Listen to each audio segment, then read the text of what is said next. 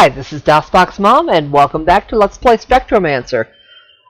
For our 200 subscriber special, this is running quite a few episodes longer than the 100 subscriber special where Lost in Blue and I did Organ Trail.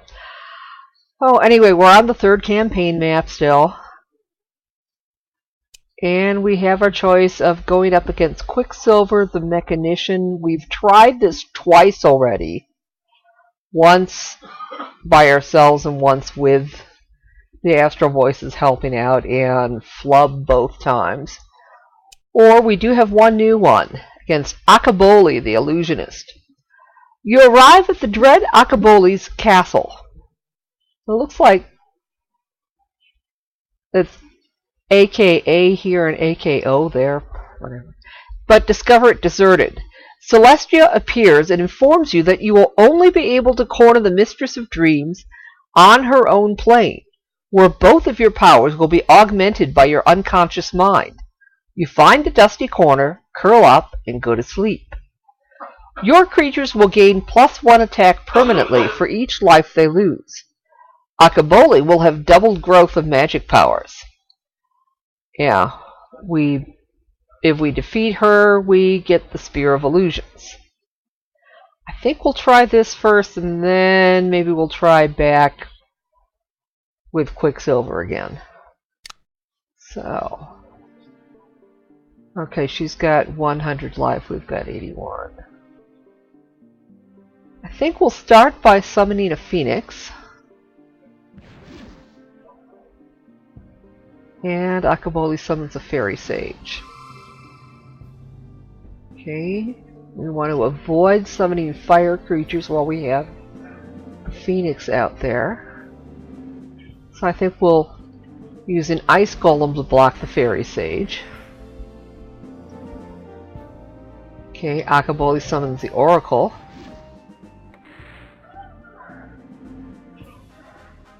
Okay, then I think we'll summon a giant spider to block the Oracle. And that also fills the remaining slots on our side. Akaboli summons the Fire Elemental. Yeah, notice strength is going up. Okay. Yeah. Let's pick somebody to...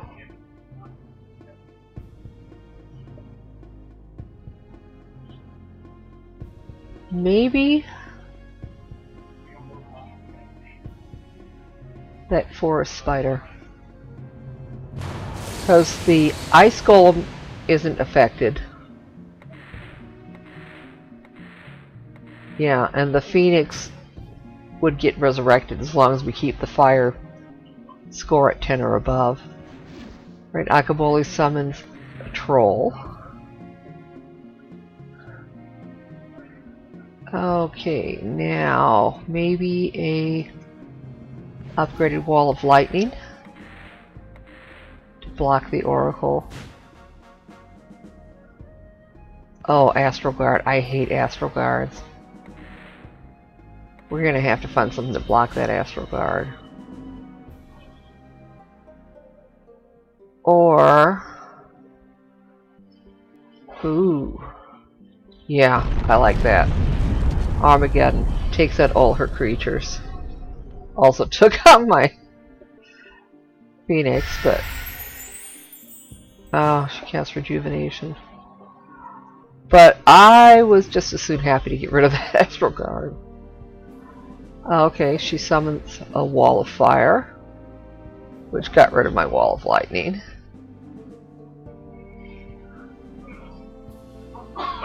Okay, I think we'll summon a Holy Avenger. Akaboli summons a Spectral Mage. Okay, we'll summon an Elf Healer.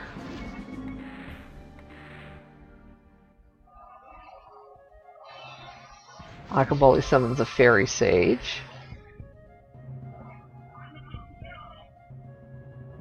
Okay, we'll summon another wall of lightning.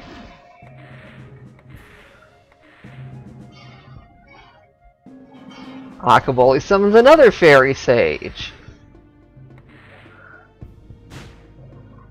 Okay, we'll summon an upgraded ice golem.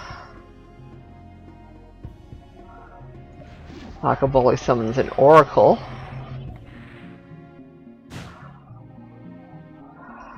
Okay, let's see. Maybe another elf healer.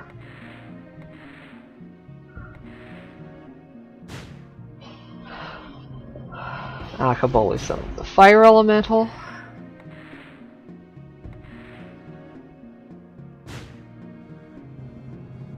Okay. I think we'll summon an orc chieftain.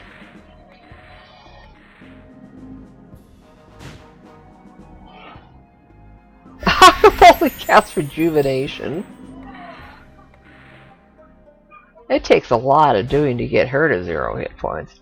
Okay, we'll summon an Angel of War.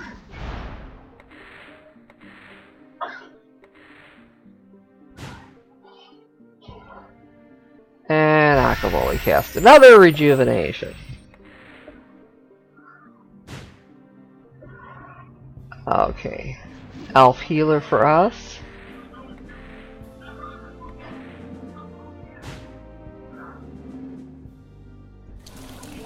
Akaboli casts Acidic Rain.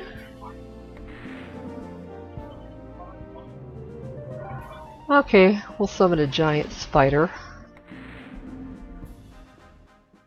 Ooh, that +1 attack for each life. That I wasn't sure at all we were going to win that one.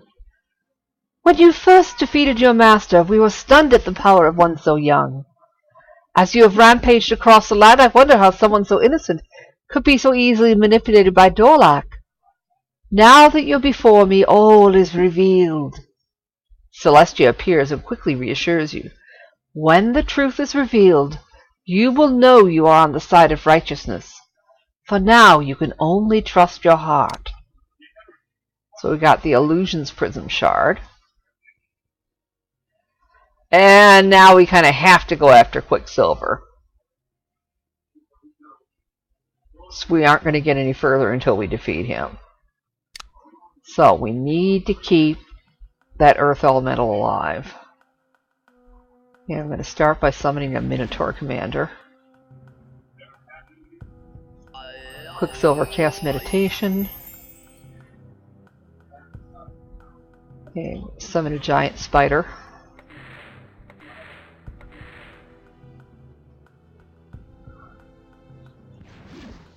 And Quicksilver summons a Fire Drake.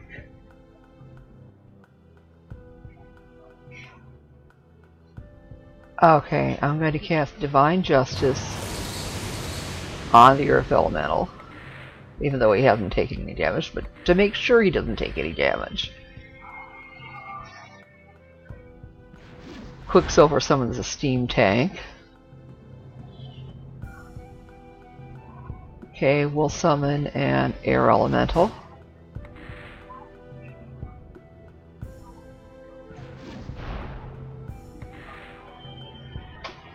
Okay.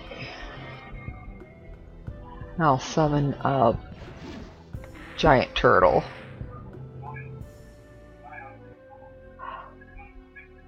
Oh crap. Oh crap, I'm about to lose this. That sure didn't work. Okay. Well, I guess we're going to have to try this again. Because we're not going to get to do any other battles. Okay, we'll try an Ice Golem. Quicksilver summons a Dwarf Rifleman. Quicksilver wants us to summon a Crusader.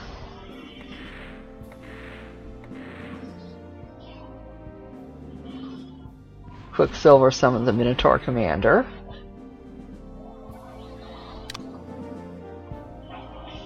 Okay, we'll cast Chain Lightning.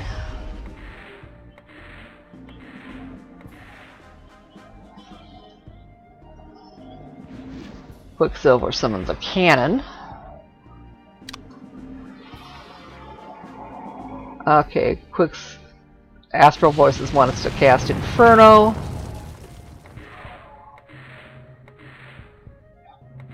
Okay, good. Now between Inferno and the Earth Elemental's attack, that got rid of the cannon. Now we need to get rid of that ice. Okay, Priest of Fire over here. Okay, good. It looks like we're doing a lot of damage too. So maybe...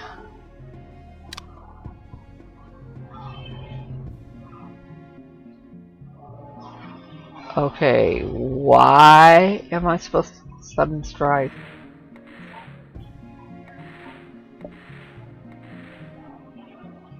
Okay. Hey! You must hurry, for the earth has told my master that it has felt the tread of Dorlac once again. The end of days must surely be approaching.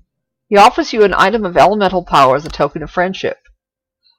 Either a ring of water or a ring of earth. I think I'm going to take ring of water. Ooh! Melodiatus, Necromancer. The macabre surroundings of the castle of Melodiatus are filled with the moans of the ever-dying. Long ago he decided that his purity of evil was tainted by his possession of a soul. Once removed, his soul became a mere tool to his will, and he uses it to power his elite vampire guards. It is both his strength and his weakness.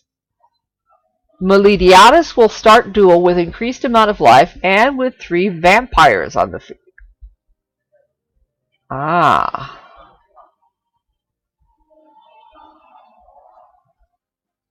Okay. So if there's a creature... Yeah. So we want to avoid putting creatures in the opposing slot. So victory can slay all vampires on the field, lose your life. Yeah. And if we slay all the vampires, then we get the Spear of Death. Okay, interesting.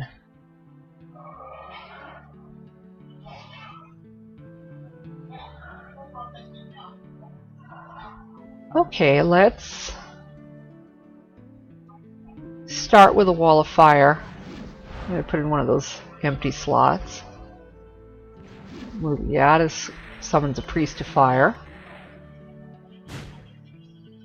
Okay, then we'll summon a Merfolk Elder to block the Priest of Fire.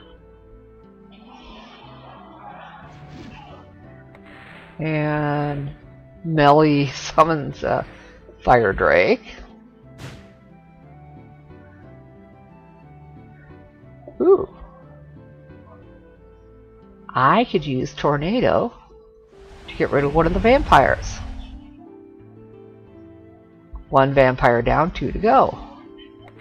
Alright, Melly summons a Griffin.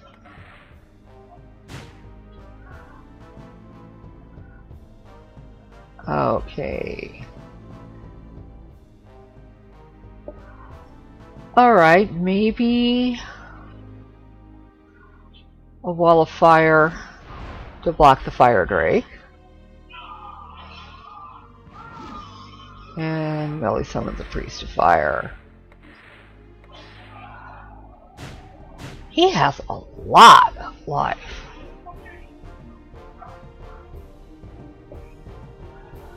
Okay. Maybe a Wall of Fire to block that Priest of Fire. Ooh, look at that.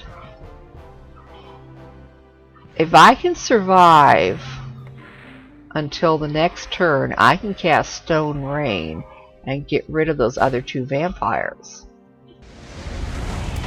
And that would fulfill the victory condition. Yay! So, centuries ago, as the great shadows spread across the land, I offered my fealty and was spurned. In revenge, I joined the council and was rewarded with 1,000 years of dominion. I offer my services once again, and warn you not to refuse me." Your ear is still ringing with the screams of the darned. You blast Melidiatus's hand, take his shard, and leave in disgust. So there's the Death Prism shard.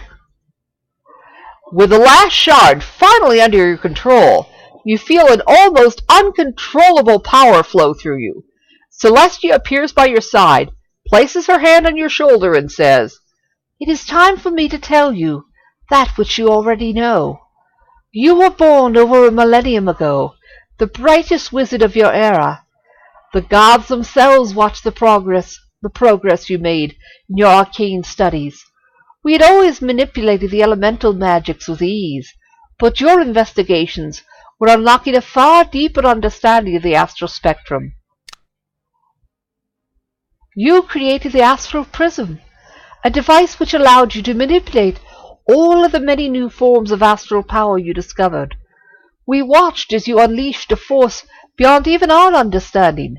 Many of the gods were scared. All were amazed at your genius, but one alone was impressed with your heart. Before the horrors of your deeds flow back into your memory, I must tell you that in the beginning your goals were noble and pure. We should have known that despite your talent, the lifespan of a mortal is not long enough to acquire the wisdom needed to control this power.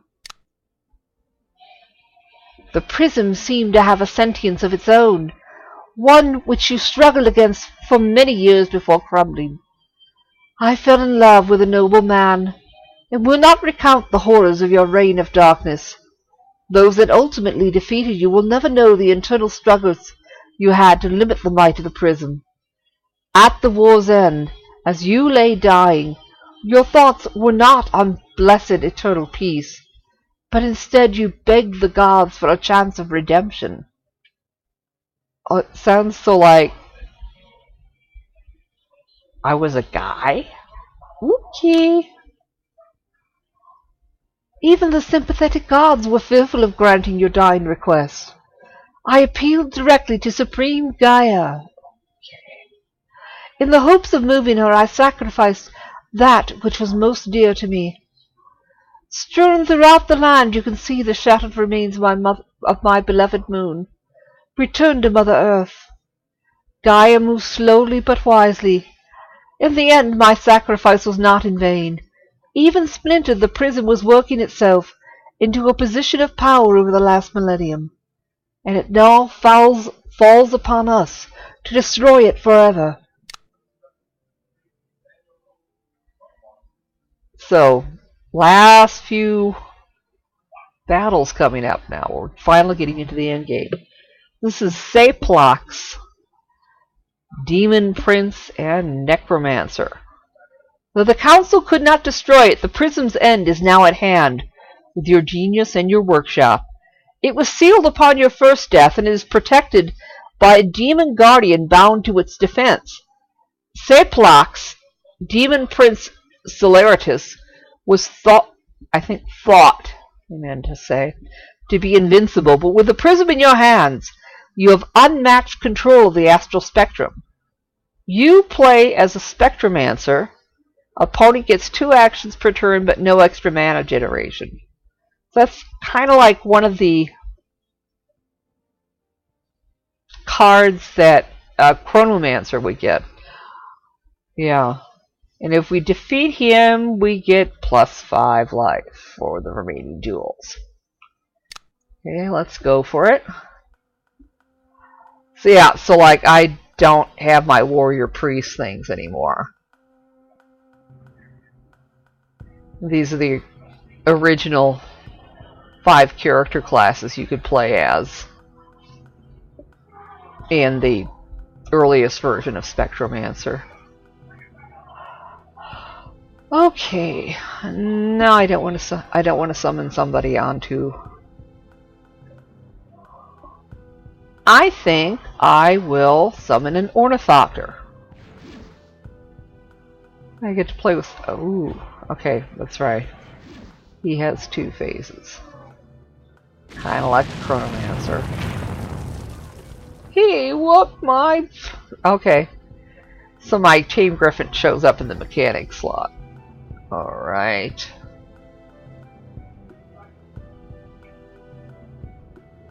Okay, I'm going to summon a Banshee.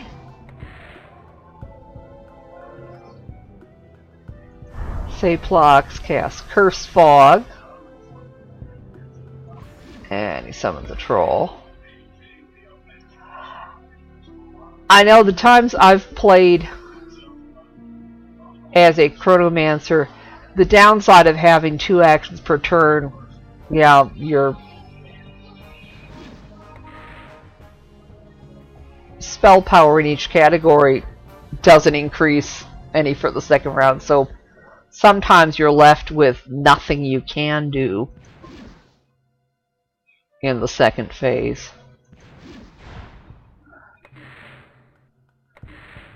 Okay. Oh, this is not fun.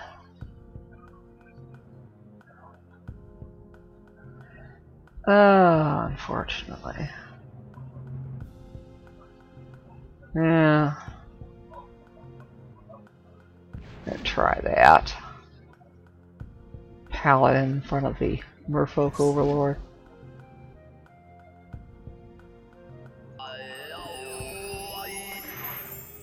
This is going to be one tough battle.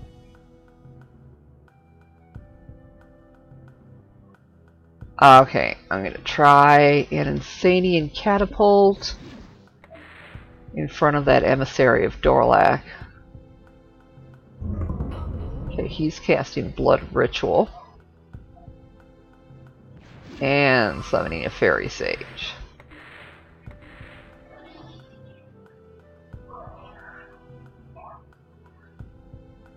Yeah. Let's see. Perhaps. Yeah, notice he doesn't have an upgraded troll, so it's only a 6, even though it's unblocked. Okay, I'm going to summon a Spectral Assassin to block the Emissary of Dorlac. He summons a Fire Drake. And casts Call to Thunder.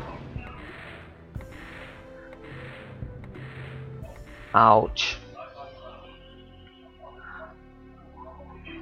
Okay, I'm going to summon an Archangel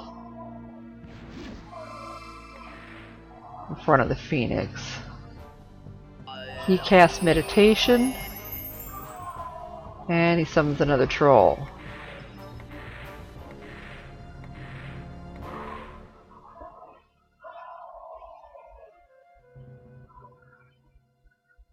Ooh. Okay, I think I'm gonna... Ooh.